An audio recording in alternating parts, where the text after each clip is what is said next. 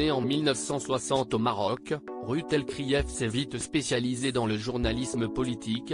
Correspondante de TF1 à Washington dès l'âge de 30 ans, elle a rapidement pris la tête du service politique de la chaîne.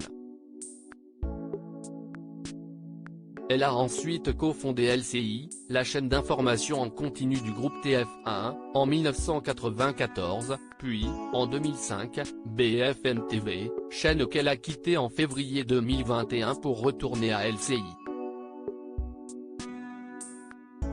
Celle qui a fêté ses 62 ans ce jeudi 1er décembre est également mère de 2 filles.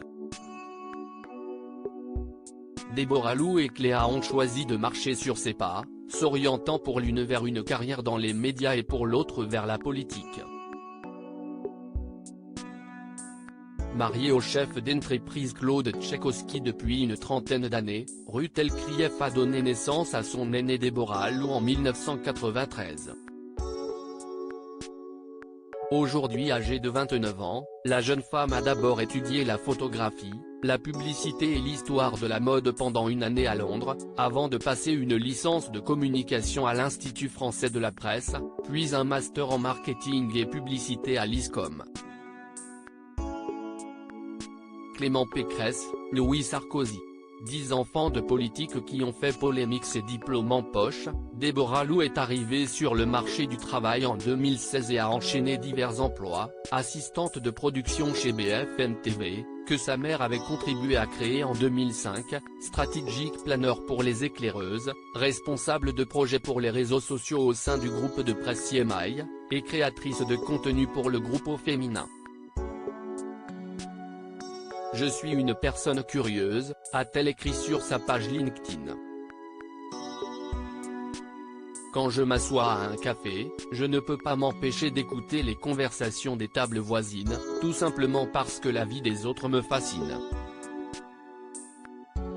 L'aînée de Ruth Elkrief a créé son propre média engagé. Forte de sa capacité d'écoute, l'aînée du clan Elkrief Tchaikovsky a cofondé son propre média engagé en septembre 2020, appelé AWALP, comprendre à poil à l'envers, et destiné aux hommes.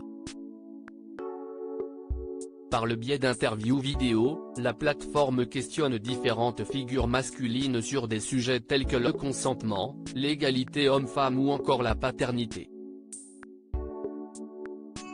Il y a une forme de pression sociale qui pèse sur les hommes, et qui les empêche d'exprimer librement leur personnalité et leurs sentiments, loin des clichés machos et dominateurs, avait expliqué la jeune entrepreneuse au magazine Paulette en août 2021.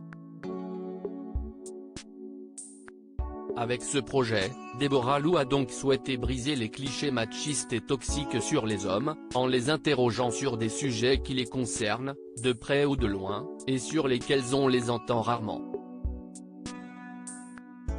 La benjamine de la famille, Cléa, a pris le chemin de la politique de son côté. Cléa, la plus jeune de la famille, a obtenu un master en sciences politiques à l'université Paris 1 Panthéon-Sorbonne, avant de s'inscrire à l'ESCP Business School pour suivre des cours de marketing et de communication.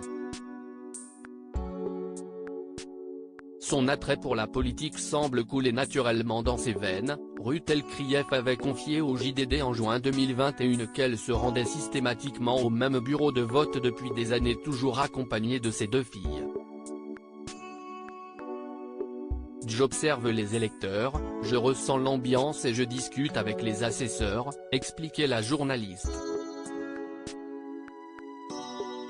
Ça me sert de repère. L'engouement maternel pour les urnes n'aura donc pas échappé à sa cadette.